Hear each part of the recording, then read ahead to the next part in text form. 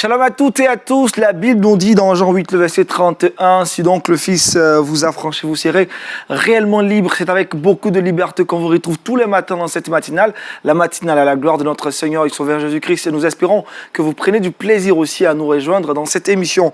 Pasteur Brahima, shalom.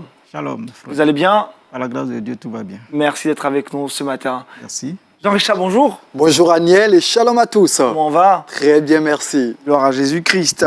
Ce matin, c'est mercredi et notre invité du jour, on le connaissait, Tonton Léon, un habitué de ce plateau. Tonton Léon, shalom. Shalom Aniel, shalom à tous nos amis. Comment on va? Bien. Les amis vont bien aussi là. Ils vont super bien. Gloire à Jésus-Christ. Et puis enfin, la seule dame sur ce plateau, Oui. Paul Félicia, shalom. Shalom Aniel et shalom à tous. On va bien ce matin? Par la grâce de Dieu, je vais être très bien. Gloire à Jésus-Christ. Jean-Richard, sujet du jour aujourd'hui dans le Culture Actu, on va dire, dans le Saviez-vous? Dans Culture Actuelle, nous parlerons littérature consacrée à la jeunesse notamment. On parlera de littérature qui traite d'une thématique assez importante, vous le verrez dans pas longtemps. Et puis dans le Saviez-vous, on va parler notamment des ONG chrétiennes qui se mobilisent pour venir notamment en aide à des enfants qui seront dans la difficulté selon des prescriptions de l'OMS sorties il y a de cela quelques temps. Voilà qui est bien intéressant. Avec Paul Félicia, on parle de mesures barrières contre la maladie à coronavirus. Et aujourd'hui, comment aider les enfants à porter un masque, est-ce là? Exactement, tu l'as dit, c'est pas très évident pour les adultes, on imagine bien pour les enfants. Je vais donner quelques astuces, en tout cas pour permettre à ces enfants-là de mieux appréhender le port du masque. Avec Tonton Léon, on continue sur la thématique de la prière. Et aujourd'hui, le point qu'on aborde, la prière créative. Oui, la prière créative pour intéresser davantage nos amis à la prière. Donc, nous allons voir 6 formes de manière de prier pour intéresser nos amis par rapport à la prière. C'est à la fois fun, c'est cool et ils prennent du bon temps avec Dieu. Voilà qui est bien intéressant. Restez avec nous pour savoir comment amener vos enfants à avoir des formes de prière assez intéressantes et très créatives. Vous le savez, on commence toujours cette émission avec beaucoup de joie en écoutant la voix du Seigneur et c'est dans Méditons ensemble.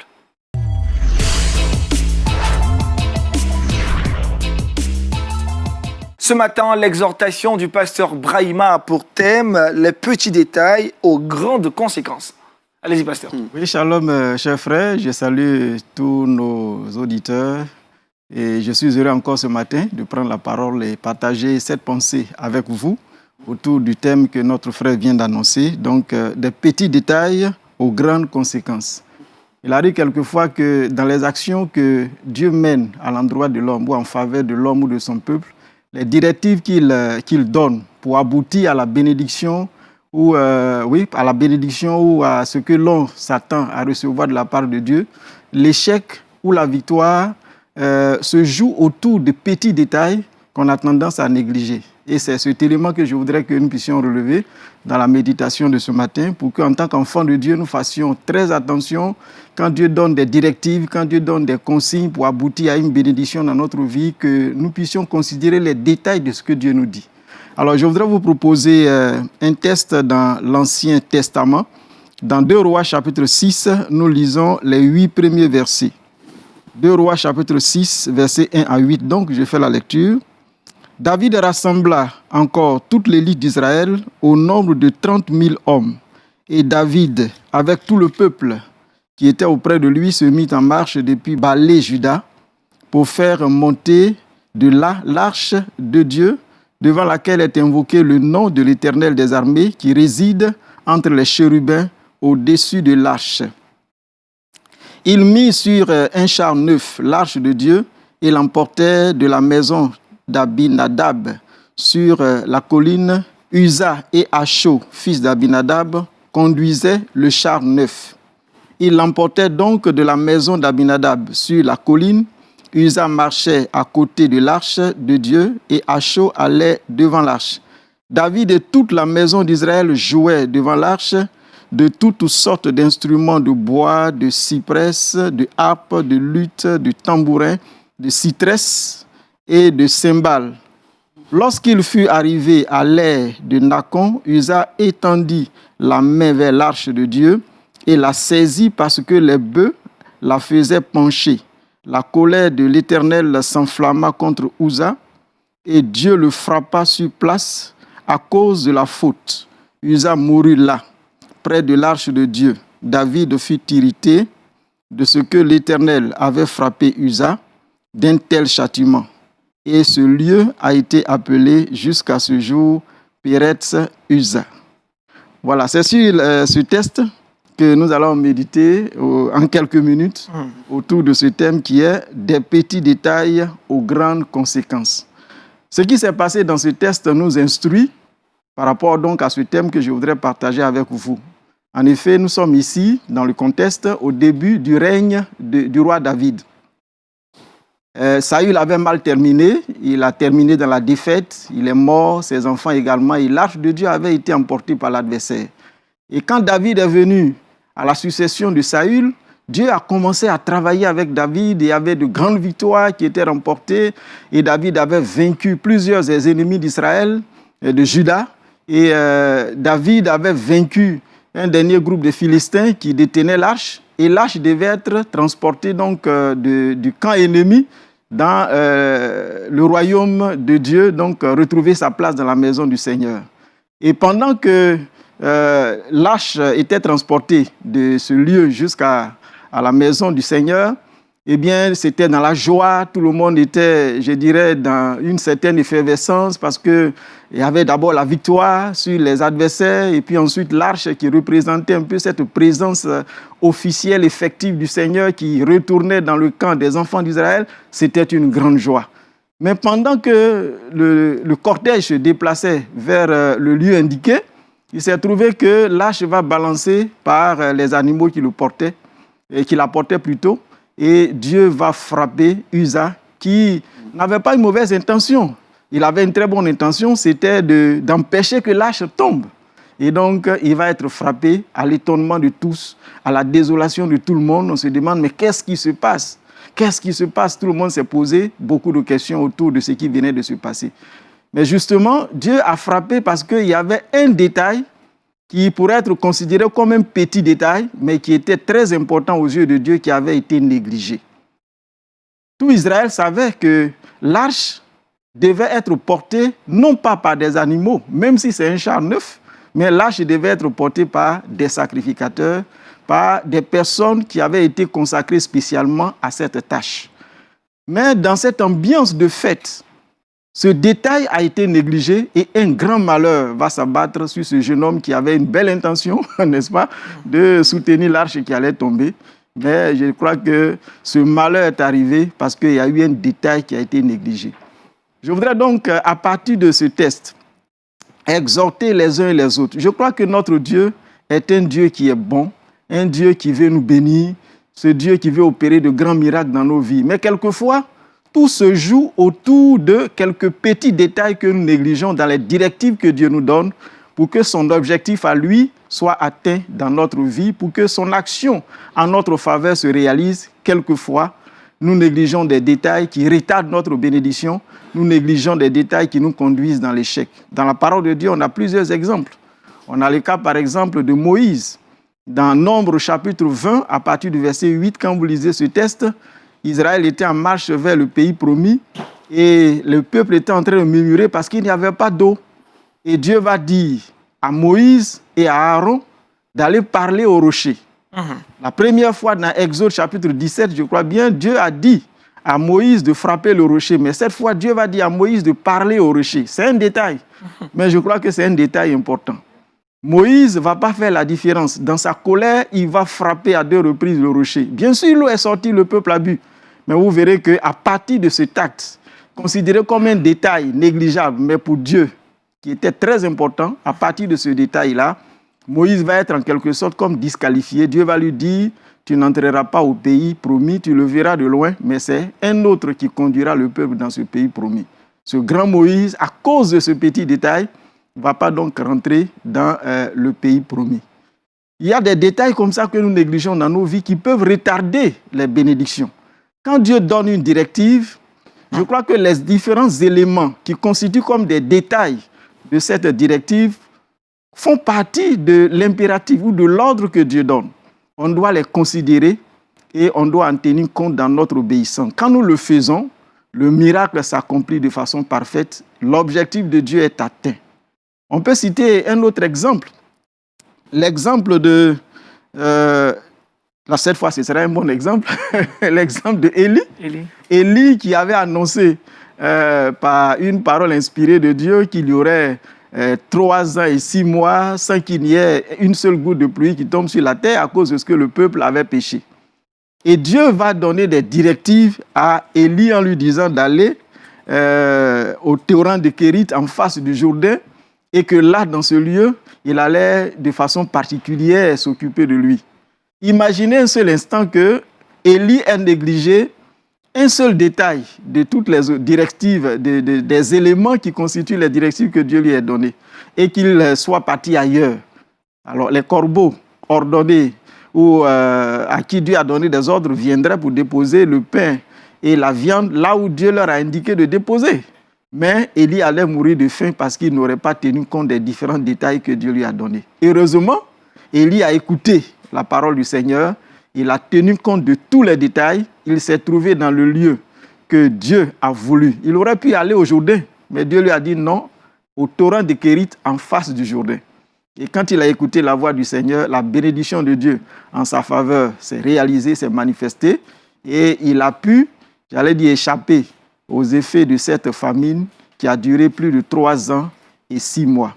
Bien-aimés, je voudrais nous encourager. Peut-être que tu as prié le Seigneur, tu t'attends à une bénédiction de la part de Dieu. Dieu t'a parlé, mais est-ce que tu as considéré tous les détails de ce que Dieu t'a dit? Jésus disait aux disciples, dans Jean chapitre 21, quand ils ont fait cette pêche où il n'y avait pas de poisson, ils avaient échoué toute la nuit, Jésus leur a dit, jetez le filet du côté droit. Ça a été très précis. Dieu est très précis dans ce qu'il fait. Et quelquefois, ces détails-là, pour le Seigneur, sont des précisions importantes. Nous devons tenir compte de ces détails si nous voulons recevoir la bénédiction de Dieu. Peut-être pour ton ministère, pour ton service dans l'Église. Si tu veux voir Dieu agir avec toi, il faut bien écouter ce que Dieu te dit et observer dans tous les détails, au moins détails de ce que Dieu dit. Il faut écouter le Seigneur, il faut être attentif à ce que Dieu dit, tenir compte des détails qui constituent les directives que Dieu te donne. Et je crois que quand nous tenons compte de tout cela, alors la bénédiction de Dieu vient à notre rencontre, la faveur de Dieu nous accompagne dans tout ce que nous faisons. En tout cas, en ce qui concerne le test, eh bien, Uza, qui on peut dire entre guillemets était un innocent, a subi la colère de Dieu parce que les responsables du peuple qui étaient là n'avaient pas tenu compte de certaines dispositions qu'ils ont considérées peut-être comme des détails pas très importants. Avec le Seigneur, tous les détails dans les directives qu'il donne font partie justement de ces directives et donc sont très importants. Il faut en tenir compte si nous voulons aboutir sur la bénédiction du Seigneur.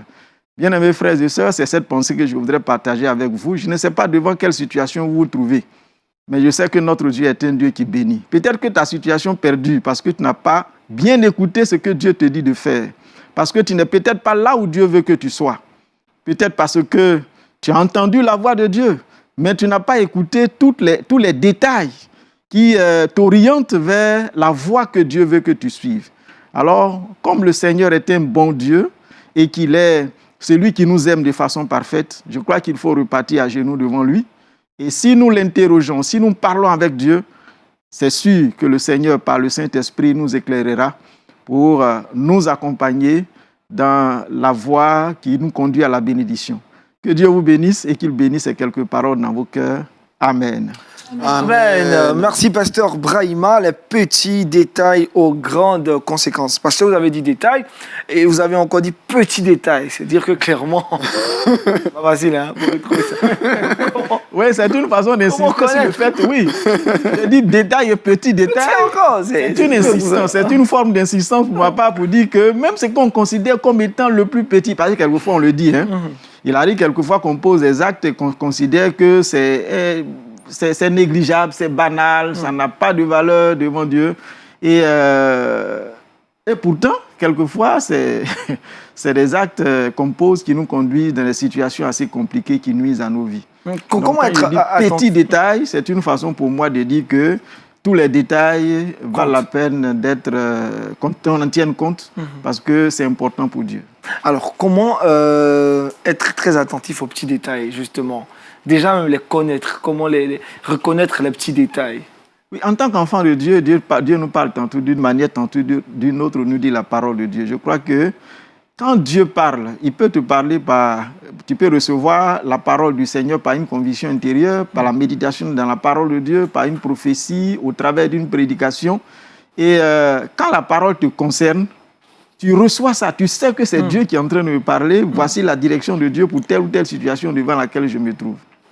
Mais quelquefois, dans la mise en pratique de la parole, on ne va pas jusqu'au bout, justement. On ne va pas jusqu'au bout. Il y a certains détails qui peuvent nous échapper, comme dans les différents tests que nous avons cités tout à l'heure, qui font que, quelquefois, la bénédiction peut tarder. Pasteur, vous avez parlé de disqualification, hein, j'appelle ça comme ça. On a vu Moïse qui n'a pas pu entrer sur la terre promise à cause du fait qu'il n'avait pas obéi textuellement à ces petits détails-là. Donc, imaginons qu'un chrétien ait entendu la parole de Dieu et qu'il n'ait pas obéi. Est-ce que directement il se soumet à cette disqualification ou bien il y a un moyen encore de pouvoir être racheté? Oui, je crois qu'avec Dieu, il y a toujours, Le rachat. il y a toujours une grâce que Dieu fait. Nous sommes dans le temps de la grâce. C'est vrai que dans le temps de la grâce, Dieu punit le péché, mais là, il ne s'agit pas de péché. Je suis en train de parler d'abord de bénédictions dans lesquelles nous pouvons entrer. Et Dieu nous montre la voie et puis on peut négliger certains détails qui peuvent nous conduire à retarder cette bénédiction de la part du Seigneur. Dans le cas de Moïse, je crois que l'objectif de Dieu, ici, il ne s'agit pas de dire que Moïse n'a pas été sauvé. Non, mais je veux dire qu'au départ, quand il l'a appelé, c'était de faire sortir le peuple pour l'amener dans le pays promis. Mais il n'est pas arrivé jusqu'au bout parce que la négligence de ce détail-là eh bien, a freiné quelque part, je dirais, l'élan du Seigneur. Bon, on dirait de façon souveraine que ça fait partie du plan de Dieu, mais je dis que l'élément qui ressort du test, c'est parce que Moïse, Dieu lui reproche le fait qu'il n'a pas sanctifié devant le peuple, il n'a pas fait ce que Dieu lui a dit. Donc, en ce moment-là, eh bien, Moïse, je dis, il a été disqualifié par rapport à, je dirais, l'objectif final pour lequel Dieu l'a appelé à conduire son peuple. Voilà. Est-ce que cela ne nous interpelle pas aussi sur les péchés que nous commettons par moment et nous appelons petits péchés, que nous considérons comme des détails, des péchés mignons? Justement, il n'y a pas de petits péchés. Parce que tous les péchés, pour ma part, ont un lien commun, c'est la désobéissance. Quiconque désobéit a péché contre Dieu. Donc quand on a désobéi, il n'y a pas demi-désobéissance, il n'y a pas un quart de désobéissance. La désobéissance est entière. À partir de ce moment, nous avons péché contre Dieu et nous avons besoin de nous repentir. Et je crois que l'idée que tu avances, eh bien, rejoint ce que je suis en train de dire ici. Parce que quelquefois, dans nos églises, on a tendance à dire, lui, il a commis adultère, son péché est plus grave que celui qui a menti pour saluer le témoignage d'un frère. Vous voyez? Alors que un péché, c'est un péché. Dieu condamne tous les péchés au même titre. Égalité et tous parfaite. les péchés peuvent nous empêcher d'entrer au ciel si on ne se repent pas sincèrement devant le Seigneur pour obtenir la grâce de Dieu. Petit péché, petit détail. Jean-Richard, merci pour ce parallèle. Pasteur, on dit encore merci d'aller prier pour nous ce matin. Demandez au Saint-Esprit de nous aider à être très attentifs aux petits détails. Notre Père et notre Dieu, nous te remercions pour cette pensée que tu nous as donnée de partager. Tu sais pourquoi, tu es le Dieu souverain. C'est pourquoi aujourd'hui, tu as permis que ce soit cette pensée que nous puissions partager avec ton peuple. Nous prions que tu fasses que ton objectif soit atteint dans les différents cœurs et que tous ceux et toutes celles qui s'attendent à toi, Seigneur, à qui tu as donné des directives, qui n'ont pas pu, Seigneur, dans leur obéissance, faire tout ce que tu attends d'eux, fais en sorte que, par ces quelques paroles, chacun se ressaisisse devant toi et qu'ils repartent à nouveau avec toi sur le chemin qui les conduit à la bénédiction, parce que tu leur révèles ce qui a été négligé comme détail dans la directive que tu leur donnes. Merci de bénir ton peuple. Merci de bénir chacun d'entre nous ici sur ce plateau. Au nom de Jésus. Amen.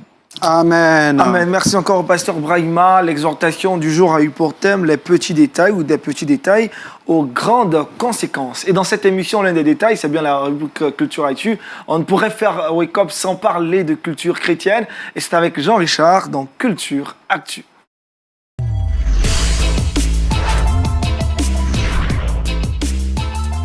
Jean-Richard avec toi dans l'actualité culturelle de la chrétienté. Aujourd'hui, nous parlons de littérature. Effectivement, merci Aniel. Aujourd'hui, j'ai décidé de parler littérature et de parler de deux thématiques, notamment la jeunesse et la thématique de la sexualité. Eh bien, pourquoi la sexualité? Figurez-vous que selon l'OMS et l'UNICEF, la sexualité est l'un des sujets les plus abordés par les jeunes en ce 21e siècle. La sexualité, notamment dans les groupes de discussion, eh bien, c'est un sujet assez épineux, une thématique assez difficile, qui est par moments assez complexe à aborder dans nos écoles du dimanche, par l'église, par les parents, par les familles. Nous, on n'a pas forcément la science infuse pour en parler de façon assez, avec tous les éléments, mais il y a des personnes qui ont abordé cette thématique, qui ont fait des recherches notamment. Et aujourd'hui, j'ai décidé de présenter un ouvrage d'une personnalité qui est de marque, qui a décidé de sortir un ouvrage notamment sur cette thématique. Le titre, vous le voyez chez vous, c'est Amour, sexe et rencontre. Eh bien, c'est un ouvrage qui est sorti le 22 décembre 2016, un ouvrage de 240 pages. Qui est l'auteur? Eh bien, son nom, c'est Andy Stanley. Andy Stanley, petite présentation avant de présenter notamment l'ouvrage. Il est né le 16 mai 1958, âgé aujourd'hui de 62 ans. Il est auteur d'une vingtaine d'ouvrages, dont L'Église, une communauté. C'est un best-seller. Et Andy Stanley a fait notamment des études en journalisme avant de se tourner vers la théologie. Il a un master en théologie. Il est pasteur depuis les années 90. Il a fondé une fédération notamment d'églises du côté des États-Unis. Et il a décidé d'aborder cette thématique qui revenait très souvent lorsqu'il rencontrait des jeunes, lorsqu'il partait notamment échanger avec des jeunes dans des groupes de discussion, la thématique de la sexualité. Et bien dans un style assez direct, teinté d'humour, qui est propre à lui. Il essaie notamment d'aborder cette thématique, notamment des relations amoureuses lorsque nous sommes dans la jeunesse. C'est quoi l'amour en général? C'est une question que très souvent les jeunes se posent. Les fréquentations, quel type de fréquentation? À quel âge le premier rapport sexuel? Eh bien, il aborde cette question. Il aborde notamment la thématique de la bisexualité, de l'homosexualité, du nomadisme sexuel. Aujourd'hui, ce sont des thèmes qu'on a l'habitude très souvent de voir très souvent sur les chaînes de télévision, mais ce sont des thématiques très peu abordées dans l'Église, notamment l'homosexualité. Il en parle sans faux fuyant. En tout cas, c'est un ouvrage qui, je pense, est d'actualité en ce 21e siècle, où les jeunes se posent beaucoup de questions sur cette thématique. C'est un ouvrage que je vous recommande, sorti, je le rappelle, en décembre 2016, mais qui, je pense, est d'actualité. Et puis, j'ai décidé... C'est vrai que j'ai décidé de présenter cet ouvrage, mais de faire un petit récap sur quelques ouvrages qu'on a présentés ici il y a cela quelques temps, mais qui abordent la même thématique, qui pourrait aider peut-être un parent qui nous regarde aujourd'hui, une famille, une église, et bien une vie de défi qui est sortie en 2019 aux éditions BLF en Europe. C'est un ouvrage que j'affectionne particulièrement parce que ça a été écrit par un jeune qui, pendant plusieurs années, a été responsable de mouvements de jeunesse. Il tient un blog notamment pour la jeunesse. C'est un jeune belge qui a fait des études notamment de théologie. Il a travaillé à l'Institut biblique de Bruxelles. Il sillonne la Belgique notamment pour proclamer Christ. Et bien, de son expérience également, il a décidé d'aborder cette thématique. Le titre de l'ouvrage, vous le voyez également, Une vie de défi, #profite de ta jeunesse. C'est un ouvrage qui est consacré aussi à la jeunesse. Et puis, pourquoi pas proposer aussi à certaines personnes la jeunesse et la sexualité, un livre qui est sorti depuis les années 80, écrit par Louis Palao, mais qui, je pense, est d'actualité encore. Et si je ne gâchais pas ma vie de John Piper, voici quelques ouvrages que je tenais à présenter. Mais aujourd'hui, focus est mis notamment sur Amour, sexe et rencontre de Andy Stanley, qui, je le rappelle, est sorti en décembre 2016 et qui apporte un certain éclairage sur l'épineuse question de la jeunesse et de la sexualité. Merci Jean-Richard, en tout cas, d'avoir passé en revue ces ouvrages d'une quintessence relativement liée à la sexualité et à la jeunesse. Tonton Léon, vous qui êtes avec les enfants généralement, est-ce qu'il vous arrive d'aborder la question de la sexualité? Si oui, comment vous le faites? Parce que Jean-Richard le disait à l'instant dans son intervention, l'Église n'aborde pas réellement la question. Avant qu'on ait l'avis du pasteur, vous, qu'en dites-vous? Avant qu'on ait l'avis du pasteur. Merci pour ce petit détail. Aux grandes conséquences. Voilà, merci bien. Alors, la question de la sexualité, effectivement, nous l'abordons, puisque ça revient constamment. Le plus grand défi de nos jeunes est lié à la sexualité, surtout quand ils commencent à aborder la préadolescence et l'adolescence. Parce qu'il y a tellement de mensonges, il y a tellement d'idées préconçues. L'Église en parle, mais très peu. L'Église aborde le sujet, mais difficilement. Même l'école du dimanche l'aborde pas avec des moyens assez outillés. Donc, nos jeunes sont informés. On est dépassés, il faut le dire. On est dépassés, les éducateurs, les parents, l'Église est dépassée. Nos jeunes sont en avance sur tout ce qui est question de sexualité. Vous dressez un tableau très véridique. Hein. L'Église est dépassée, oui, l'Église c'est est en clair. retard. Et il faudrait l'aborder de façon pratique. En l'adaptant à notre époque actuelle. On a toujours dit ne fais pas, ne fais pas. Ça devient des injonctions. Mais on ne propose pas. Pourquoi? Il ne faut pas faire comment? Alors, la sexualité, c'est une belle chose. Il faut dire aux jeunes que la sexualité est créée par Dieu et Dieu veut la sexualité. Moi, quand je parle de ça aux jeunes, je commence par leur dire la sexualité est une forme d'adoration.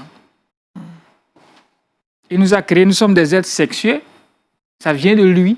Donc, si on a la bonne information, ça produit la transformation. Si vous avez la mauvaise information, c'est une déformation. Donc, je leur dis, c'est une forme d'adoration. Et vous voulez savoir comment est-ce qu'on peut adorer Dieu au travers de la sexualité? Tout de suite, ils sont braqués. Je leur dis, je dis, waouh, c'est qu'on va adorer. Hein? Voilà. Tout de suite recadrer. On comprend tout de suite. Oui, on commence à recadrer leurs intentions sur la sexualité. Le mot d'emploi. Pourquoi Dieu l'a créé? Dans quel cadre ça doit se manifester? Et tous ces petits détails, à long terme, ça produit des transformations. Des grandes conséquences pour être de vrais adorateurs. Ce que je voulais ajouter à sa suite, c'est que selon plusieurs sociologues, plusieurs études, je ne citerai pas le nom des sociologues notamment, c'est que de plus en plus de jeunes commencent assez tôt. Très souvent, l'âge, vous avez dit quoi? Très tôt. Ils sont précoces. La sexualité, ils découvrent la sexualité assez très tôt. Assez tôt. Il faut être assez clair. 14, 15, 16 ans. Il y a même pire que ça, si tu permets. Allez-y. Par le canal de la télévision, de l'Internet et tout ça, ça a démontré que les jeunes ont un rapport au sexe beaucoup plus tôt qu'il y a 10 ans, 20 ans. 14 ans même, c'est tard. Il y a des cas de 7 ans, 8 ans, 9 ans, 10 ans, où il y a déjà des premiers rapports sexuels, où ils abordent certains thèmes sur des expressions liées à la sexualité de façon vulgaire. Pourquoi? Parce qu'ils voient à la télé. À longueur de journée, c'est ce qu'ils entendent. La foi vient de ce qu'on entend, et ce qu'on entend vient de la parole de Dieu. Mais qu'est-ce qu'ils entendent? Qu'est-ce qu'ils regardent? Qu'est-ce qu'ils voient? Pasteur Brahima, Jean-Richard a pointé l'Église dans ses dires. C'est quoi la question de la sexualité à l'Église? Est-ce que vous abordez surtout celle de l'homosexualité aujourd'hui? C'est un sujet assez sensible. Et comme le bien-aimé vient de le dire, en fait, quelquefois on ne l'aborde pas parce qu'on ne sait pas comment l'aborder avec le monde. C'est ça. Oui, c'est l'une des réalités qui est là. On ne sait pas comment l'aborder. Voilà. Tout à l'heure, il a essayé de dire un peu comment il aborde avec les enfants. Et je crois que c'est très intéressant.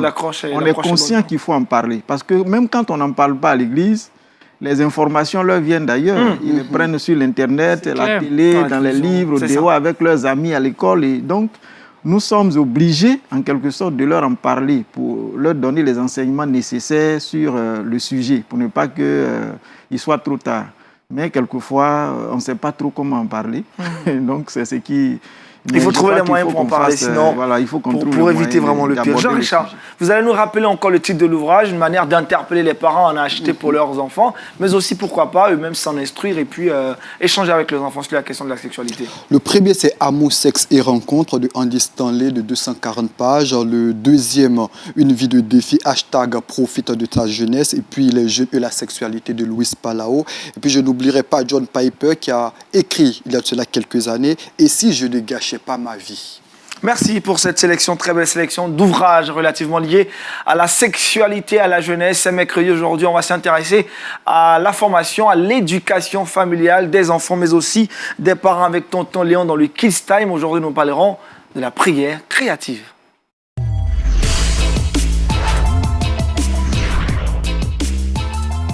Tonton Léon, c'est quoi déjà la prière créative, avant qu'on entre à plein pied dans le sujet?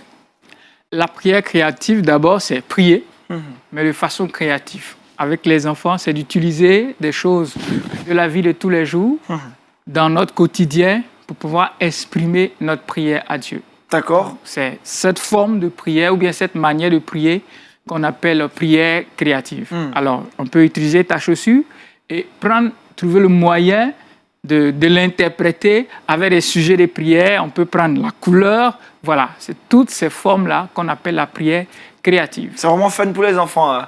Oui, pour les enfants, mais pour les adultes aussi. Pour les adultes aussi. Pas forcément pour les enfants. D'accord. C'est vrai que ça accroche plus les enfants, mais il y a des prières créatives. Quand vous découvrez cela, waouh, Dieu vous parle de façon spéciale. Spécial. Oui. Alors aujourd'hui, nous verrons 6 façons. Oui, 6 façons de pouvoir aborder la prière de façon créative avec nos enfants et nous-mêmes à la maison. Allez-y. Alors, on peut commencer par la prière avec les ballons de baudruche. C'est ce qu'on appelle communément les pimpins. Voilà, Aniel aimait bien jouer avec ça. Ah, j'adore tout de même à cet âge. Pimpin cassé, 10 francs perdus. Voilà, on connaît bien le chant. Voilà. Donc, ce sont ces ballons qu'on utilise. Par exemple, ici, nous sommes là. On prend 5 ballons. Si on a un grand groupe, on prend chacun son ballon. Mais bien avant, on prend le temps d'écouter Dieu pour qu'il nous inspire des sujets de prière. Et on prend des bouts de papier, on note 2 ou 3 sujets de prière. Et on glisse dans le ballon. Voilà, quand il n'est pas gonflé, on peut introduire quelque chose dedans. On demande à chaque enfant de pouvoir prendre du temps de souffler. On souffle à une bonne position et on les noue. C'est bien. OK, on va jouer ensemble. On commence à jouer avec, on les tape, les enfants aiment bien ça. Les taper, les jouer et tout ça. Et puis à un moment donné, vous annoncez qu'on va casser les ballons. Ça, ils sont très contents de pou, ça pète dans tous les sens. Et après, on extrait les sujets de prière et on demande à chacun de lire à tour de rôle ce qu'il voit et tout le monde prie pour le sujet de prière. Ils ont été préparés déjà à arriver là. Si vous arrivez tout de suite, on va prier pourtant comme nous on fait les adultes. Sujet de prière, on va prier. Sujet de prière. Très souvent, c'est pas qu'ils aiment pas la prière, c'est la forme, la manière. C'est difficile pour eux à intégrer, c'est ennuyant et tout ça. Voilà, donc, brièvement, le ballon de baudruche, on fait le poupou avec ça. C'est ça, on peut l'essayer à la maison. Pouna, ça c'est cassé. Il y a aussi la patate chaude. La patate chaude. La patate chaude, on prend un objet, peut-être un bonbon, qu'on donne à Jean-Charles, voilà, Jean-Richard, et on donne un chant. Et pendant que le chant passe, on le passe de main à main. C'est une patate chaude, donc il ne faut pas la garder. Faut pas la garder. Voilà, ça passe de main à main jusqu'à quand le chant finit, paf. Quand le bonbon reste dans ta main, tu donnes un sujet de prière. Voilà. Et puis on prie tous pour le sujet de prière. Et après, le bonbon te revient. Voilà. Donc, il faut vite passer pour que ça revienne à toi, puisque tu ne sais pas à quel moment ça va s'arrêter. Donc, troisièmement, il y a la prière popcorn. Popcorn, c'est les bons maïs. Ça pète dans tous les sens. Pouf, pouf. À la maison, nous, on aime bien cette forme de prière. Les prières popcorn, c'est-à-dire on n'est pas forcément préparé avec des sujets. On est là, c'est le temps de prière. Merci Seigneur pour cette belle journée que tu nous as donnée. Le pasteur peut dire, oh merci Seigneur, tu m'as gardé, je suis arrivé à l'émission. Et ça va dans tous les sens. On ne sait pas de qui va parler. Non, il n'y a pas de... Il peut y avoir un thème, remerciement, voilà, mais toutes les prières viennent autour du remerciement. Je n'attends pas que l'autre finisse et puis ça vient à tout moment, ça vient dans tous les sens. Ce n'est pas des prières préparées, mais inspirées. En 2 ou 3 petits mots. Et quand tout le monde commence à le faire, il y a une atmosphère terrible qui prend la salle parce que c'est des prières que le Saint-Esprit inspire. Et ça peut prendre du temps. À Jeunesse en Mission, on aime bien ça. Ça prend du temps. On sent la présence de Dieu. Merci Seigneur pour ce temps. Ça commence à donner des paroles de connaissance. Des gens qui n'ont pas forcément ce don, mais se rendent compte en train de donner merci Seigneur pour Aniel, parce que tu bénis sa vie. Merci Seigneur. Ça part dans tous les sens. Ça paraît désordonné, mais très cadré par le Saint-Esprit. Donc, sur le modèle du popcorn. Alors, ça fait 3. Il y a la façon jam. J-A-M. J comme Jésus, autre comme pour les autres, et puis M comme qui? Moi. Donc, quand on dit aux enfants, on va faire la prière jam, Jésus d'abord. Alors, qu'est-ce qu'on veut dire à Jésus? Est-ce que j'ai une parole pour Jésus? Est-ce que je veux demander quelque chose à Jésus? Est-ce que je veux échanger quelque chose? Il y a une parole à confesser à Jésus. Jésus. Donc, tout ce que nous allons dire en ce moment autour du J, c'est lié à Jésus.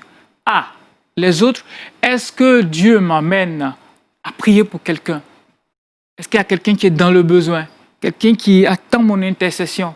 Est-ce qu'il y a un malade quelque part?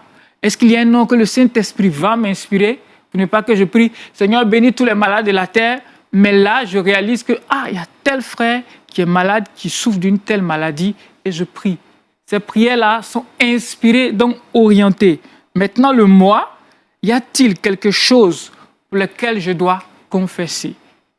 Est-ce qu'il y a quelque chose que Dieu attend de moi? Donc, on a le J, on a le A et on a le M.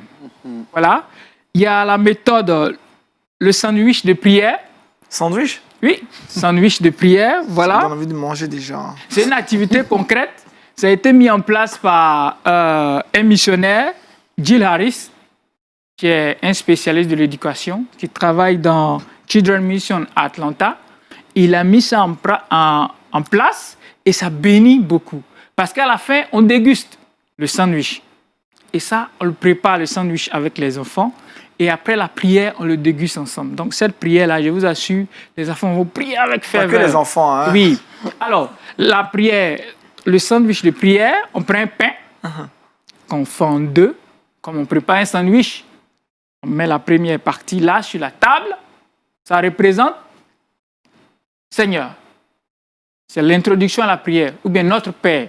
Le pain, déjà, on a déjà donné un sujet de prière. OK? On met la salade. OK? Ça, c'est notre louange. On met la tomate. C'est notre reconnaissance. On met le cornichon. Ça, c'est la confession. On met la charcuterie, tout ce qui est viande et tout ça. Ça peut représenter notre demande. Voilà. On met le fromage, c'est l'intercession. La mayonnaise, la protection. Et l'autre bout du pain, on ferme pour dire au nom de Jésus, Amen. Et on mange. Et on mange. Notre sandwich est prêt et préparé. Mais si vous suivez bien, on a les étapes de la prière. Oui. La louange, la reconnaissance, l'intercession, L'adoration. la demande, l'adoration, la protection. Et les enfants auraient prié dans ce temps et après, on le partage, bien sûr, le sandwich. On peut contextualiser parce que cornichon, beaucoup ne savent pas ce que c'est que le cornichon. On peut remplacer par Voilà, d'autres on peut choses. remplacer. On adapte à notre situation. Vous voulez mettre quoi? Des œufs. Le Saint-Esprit peut-être veut vous dire que les œufs, c'est la reconnaissance. Le beurre, c'est peut-être la joie. Voilà. Donc, vous pouvez contextualiser le sandwich de prière. Prière. Et enfin, il y a la prière d'appel et de réponse. Généralement, on appelle ça la prière de proclamation. On peut prendre le Notre Père avec nos enfants, le moniteur, le responsable, le parent. Notre Père qui est aux cieux, tout le monde répond. Notre Père qui est aux cieux, que ton nom soit sanctifié, que ton nom soit sanctifié, que ton règne vienne, que ton règne vienne. Et cette forme de prière aide les jeunes, les enfants à s'entendre prier. Parce qu'ils auront tendance à parler plus fort en s'entendre. Ça leur donne une assurance et ça leur donne de l'autorité dans la prière. Les adultes, on appelle ça proclamation. On aime bien les proclamations. On adore ça. C'est ça. Parce qu'il y a l'autorité dans cette forme de prière. Donc, quand cette forme de prière aide nos jeunes, nos enfants à s'entendre, à s'écouter, à proclamer avec force, avec vie. Et le Saint-Esprit aussi agit là aussi. Donc, voilà quelques formes. On en a cité 6, peut-être rapidement, mais en écoutant, vous aurez l'occasion de pouvoir le développer. Il y en a plusieurs. On pourra toujours en citer. Et en crier. Et en créer, voilà. Donc, dans votre contexte, dans votre réalité, vous pouvez toujours essayer de le développer.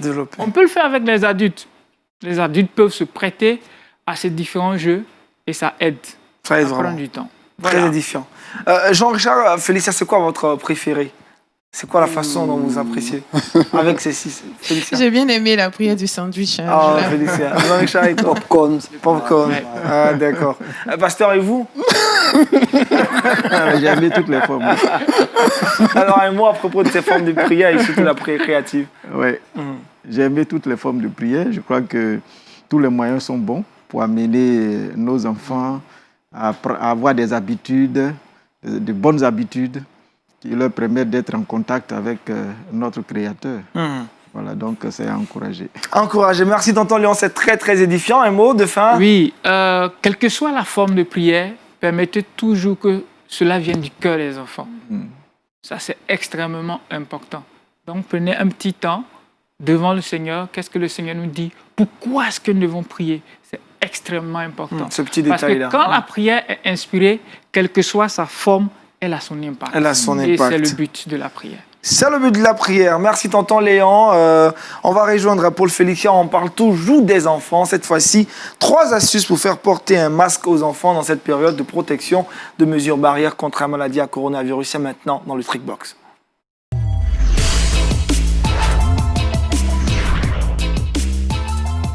Paul Félicien, le ballon de Baudruche ne référera plus Pouna. Bon, ça ne fera plus Poupou.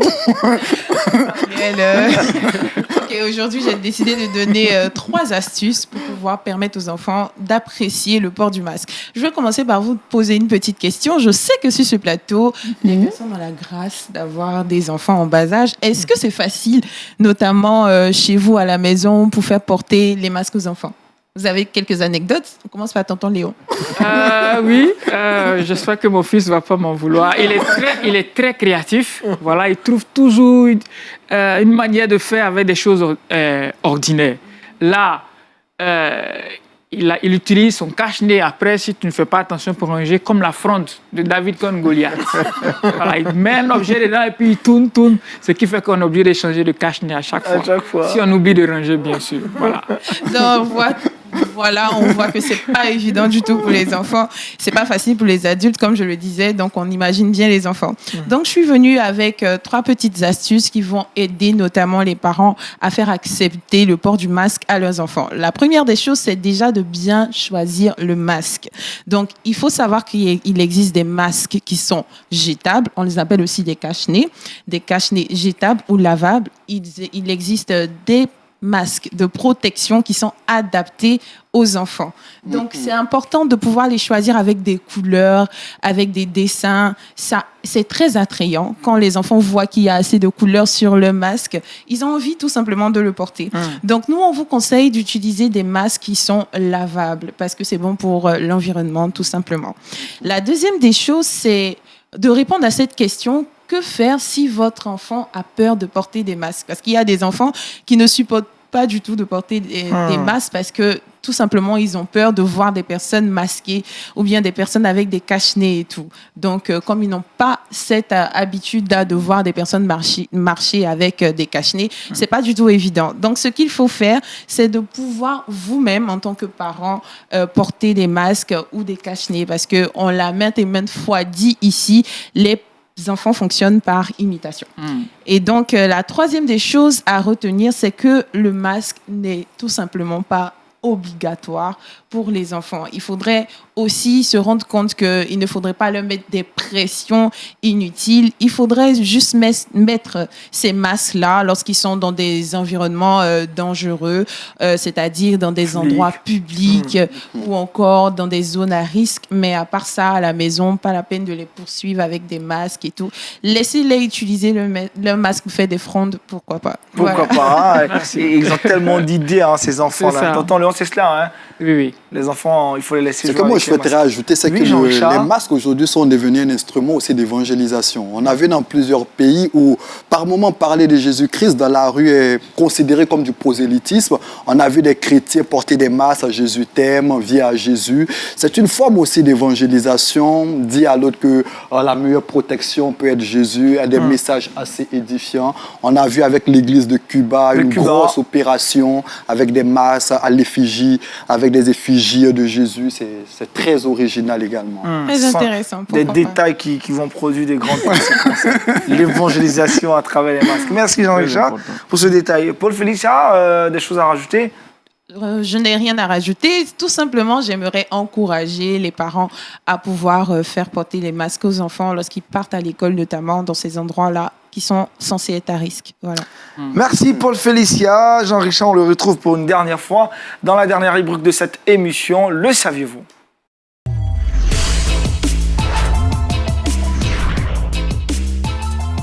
Sujet du jour, Jean-Richard, les ONG chrétiennes. Effectivement, merci Aniel. Il y a de cela quelques temps, nous vous avions livré des chiffres qui faisaient froid dans le dos, des chiffres qui ont été livrés notamment par l'ONG Save the Children et l'UNICEF, qui révélaient que la pandémie du Covid-19 pourrait pousser au total 672 millions d'enfants dans la pauvreté en l'an 2021. Eh bien, c'était des chiffres qui ont interpellé, c'est vrai, plusieurs personnes à travers le monde, mais l'Église n'est pas en reste puisque 2 ONG chrétiennes, notamment Compassion Internationale et World Vision, ont décidé de mettre les bouchées doubles pour venir en aide aux enfants. Je précise que Compassion Internationale est une ONG chrétienne créée en 1952 qui a son actif près de 250 millions de dollars, qui a pour objectif notamment d'œuvrer pour amener les enfants à se sentir notamment bien à travers le monde. Et bien cette ONG a décidé de lever plus de fonds pour les enfants en difficulté à travers le monde. World Vision en fera de même. World Vision qui a été créé en 1950, qui est considérée notamment comme l'une des ONG chrétiennes les plus puissantes, créée par Robert Peace, une ONG qui aide plus de 100 millions d'enfants à travers le monde, en les parrainant notamment. Et bien cette ONG a levé, essaie de maximiser le maximum de fonds dans les mois à venir pour aider notamment ces différents enfants.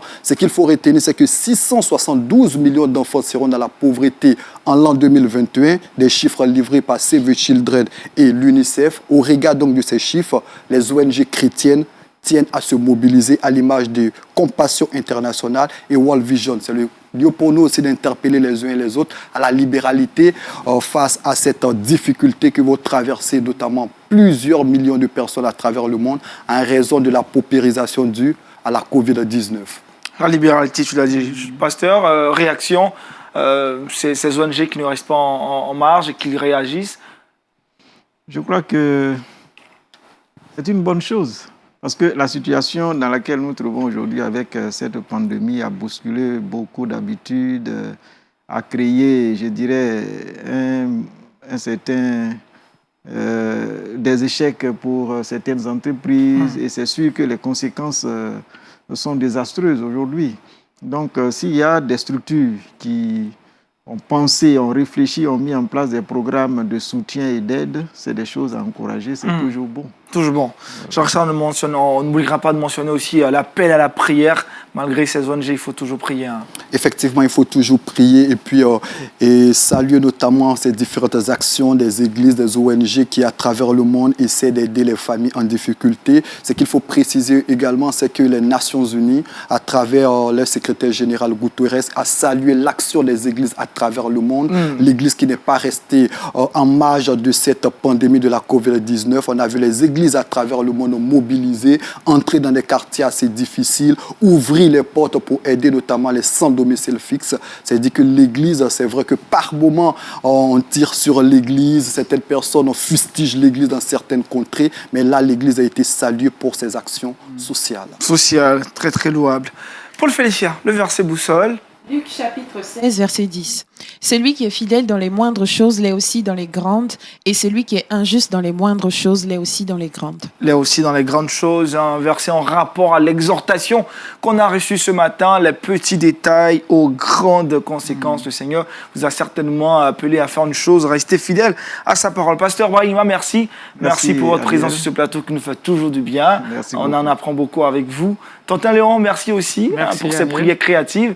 Dès qu'on finit l'émission, on va commencer à adapter ça. C'est ça. Pour le Félicia, on va s'acheter un sandwich et puis on va essayer. Moi, je finirai le premier à manger ce sandwich. Jean-Richard aussi, merci. Et à toute l'équipe de réalisation de cette émission, ce fut un plaisir, chers abonnés à cette télévision et à toutes ces personnes qui nous suivent. Cette émission est arrivée sur notre site internet. On se retrouvera demain pour un autre numéro de cette émission Wake Up. D'ici là, portez-vous bien. Excellente journée à vous. Shalom chez vous.